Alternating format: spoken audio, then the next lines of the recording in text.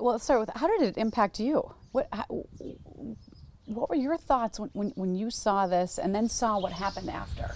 Well, first of all, I want to tell you that as I watched that video, there were several moments when I just really wanted to stop and look away. I mean, I literally wanted to say, I can't watch this anymore. And I made myself watch it to its end. And that image still kind of haunts me every night, every single night. And you could hear the citizens, who were also observing this, pleading, with the police to stop. You're hurting him. He's bleeding. He can't breathe. Stop. And nobody stopped. Nobody paid any attention. None of the officers did anything. They didn't intervene. They just let this killing continue. And everybody saw it. I saw it. I think the thing that was also hard for me is that that's my community. I mean, I was a teenager growing up in that neighborhood. That intersection, 38th in Chicago, was a place that I visited, for much of my entire life. My first house I bought in that neighborhood, a stone's throw from where George Floyd was killed. My entire public service career on this Minneapolis City Council and later as mayor focused on rebuilding and revitalizing Lake Street. From 4th Avenue down to Chicago and Lake, and even down to Hiawatha and Lake. Many of those buildings that I watched, in flame, were a part of work that me and other members of the city council, worked on along with citizens of our community. And I watched it all get destroyed, in a matter of 24, 48 hours. It's heartbreaking. It's still heartbreaking today. And I will also say that I still believe wholeheartedly that we have the wherewithal and the commitment to see ourselves to a brighter future. We are a resilient community, and we will not let these horrible events, this tragic death, stop us from trying to find a way to go forward. What are your thoughts on moving forward? Well, first, I do think that we need to focus our attention on reforming the police department. And it isn't so much the department as a whole, in my opinion, as it is trying to figure out how to root out those officers that work on the Minneapolis police force who are disrespecting the badge, disrespecting their oath of office, and have no respect and regard for the citizens that they swore to protect. And those officers need to go. And we have to have tools that force them out of the department and keep them not only out of our department, but any other police department in any other community. So that's first for me. Yeah, going from there. Yes. What else do you see that the community or the leaders can do to move forward? One of the things that I'm really interested in is really trying to help people start to think about what does it really mean to shift resources and redirect resources to areas that it really isn't appropriate for the police to be the first to respond.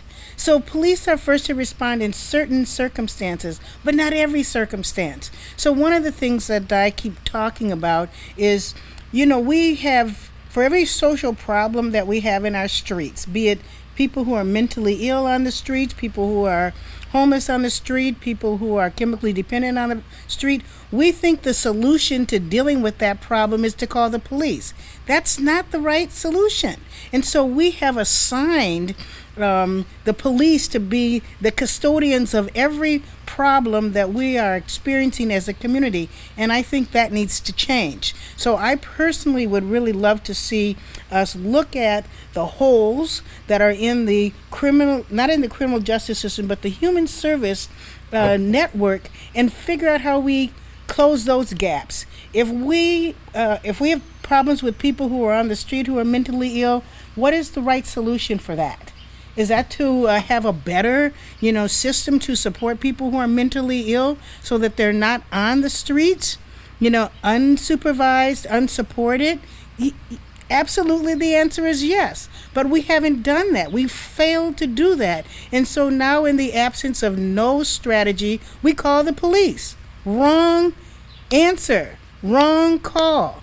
So I really would love for people to just stop and pause and ask ourselves, what do we really need to do to change and shift the revolving door of the criminal justice system in our community, and to shift, that cycle away from law enforcement and to intervention and even to prevention. Many of the problems that we are facing that we call the police for are things that we could solve with other tools and resources. So I'm not an advocate of let's defund the police. I'm an advocate for fund the police appropriately, and then now also fund the human service safety net that we've let fray.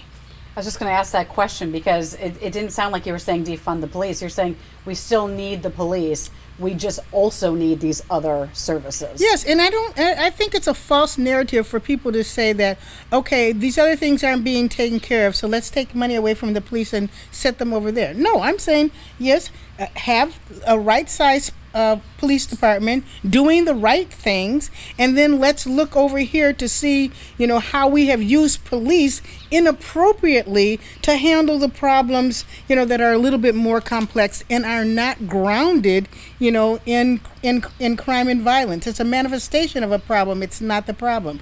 You go help me put a roof over my head. You help make sure that I'm getting access to my medications. You help me address my addictions. Let's do those things, and then you don't have to call the police on those people. How do we heal? Because I feel like there are so many people hurting in so many different ways right now. And it doesn't have to do with defunding the police even, or it just has to do with race and inequity and things that have been happening for a number of years. Do you have ideas on how we can bridge together and heal? One of the things that I really like about the Black Lives Matter movement is that people, in that movement, and I'd like to consider myself to be a part of that as well, is affirming that, our lives are just as important as everybody else. At the heart of Black Lives Matter, in my opinion, is equity. Okay, how do we establish equity? How do we affirm our common humanity? And we haven't done that. And that's not an individual thing. It is a collective thing. So as a culture, as a society, we haven't done that. And the evidence for that is the whole string of disparities that we can identify, without, even having to think hard about it. We've been talking about educational disparities. We've been talking about healthcare disparities. We've been talking about it more recently in the context of COVID, right? People who are economically disadvantaged and mostly of color are the ones hardest hit. There's a reason for that, and it's because we've neglected those communities. So we know that. And so one of the things that I'm really hoping is that in this awakening that we are experiencing in the wake of the death of George Floyd, that this is our opportunity for us to really face head on all of the disparities and that we've been experiencing, as individuals, but also that we as a community, can address and solve. So much of what needs to happen is going to take time. Yes. And is what you're talking about, us coming together and having these conversations, is that what we can do in the here and now to start that healing process? I think that the conversations have to go on, but I think that we're also in a position to act. So we have a lot of people who have a lot of knowledge and a lot of expertise around how to actually solve problems, right? And there's a lot of great ideas that, people have been talking about over on the margins and saying, this would really work. There's evidence for this. Let's adopt this. And then they're trying to find an audience for a great idea.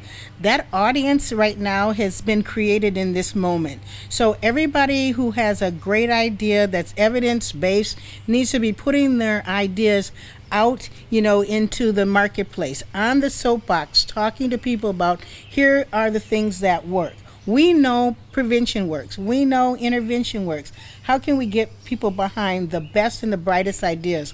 So, for me, what I want to do is I want to say to people, yeah, let's have a conversation, but also let's start to take some action. We might not all agree on the actions that are being proposed, but let's get all of those ideas on the table. Have you reached out to the mayor, the police chief, city council, and offered your help, expertise, advice, any of it? Yes, yes, yes, and yes. And I continue to do that, every day. Every day I'm doing something to demonstrate my love for the citizens of the city of Minneapolis and for our public leaders. Public leadership is really hard. But we need public leaders. But we need public leaders to listen and to come up with, ideas, concrete ideas that they can put on the table that we can all examine, look at. We'll mold them and reshape them, so that it, meets the needs of the community as a whole. But you've got to put the bold ideas out on the table. It's a bold idea to defund the police, but I don't think that that's the right idea. It's a good conversation starter, but that's what it is. It's a good conversation starter. If you really want to solve the problem, you got to get past the police. Okay, you got to get past the police, and really, pay attention to the needs of young people who are, out in the street, continuing to be involved in gangs and getting involved in activities and behaviors that have the potential of ruining their lives. How can we get them back on a positive track?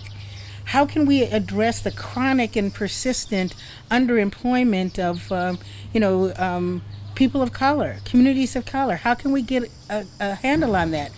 Most people have talked about the fact that, education is a key. Okay, so what's our commitment to double down on making sure that the children in our public schools are getting a quality education?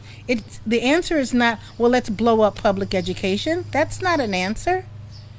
The answer is partnering with parents. The answer is ensuring that we've got the right teachers in the classroom teaching children, at all the different methods that they all learn. We're not incapable of solving these problems. I just think that our attention has been not directed, not focused. So now is the time for us to focus, and getting at the root causes of the problem and sticking with it. I don't want this to be this moment in time to be a fad. Oh, we're all upset right now, and so everybody gets anxious. 6 months from now, a year from now, 2 years from now, we need to be working on these same things until they're solved. Anything you're not seeing happening or things you're not seeing discussed that you think need to happen? One of the things that I learned in my experience in City Hall is that it's we're better when we work together. So I think that all of our public institutions have a role to kind of play in finding lasting and permanent solutions. So I'm really excited about the city and the county working together. The county is responsible for, health and human service infrastructure, in our community. How do we talk with them about helping to solve the problems? We have an independent school district. Where's the conversation with the independent school district? We have an independent park board. Where's our conversation with our independent park board? Because all these people have to be at the table. If we think that our kids don't have enough, outlets, outside of school, the parks are the places where they should be, with leaders who know how, who are experts in youth development, working with young people. And if we want to solve this, all of those people have to be at the table. That's the lesson that I learned in my 18 years in City Hall, is nobody can tackle these complex problems alone. You need help. Invite the foundation community in a big way. Invite the private sector. They are so fired up about the workforce for tomorrow. They ought to be our, top partners in making sure that children are getting access to education and training that will position them to be productive workers when they get to be 18 and 21 years old. These are partnerships that we need to formulate and build upon. I'm sure they exist in some ways, but now we've got to put them on steroids. Do you think we're going to get there? I am optimistic.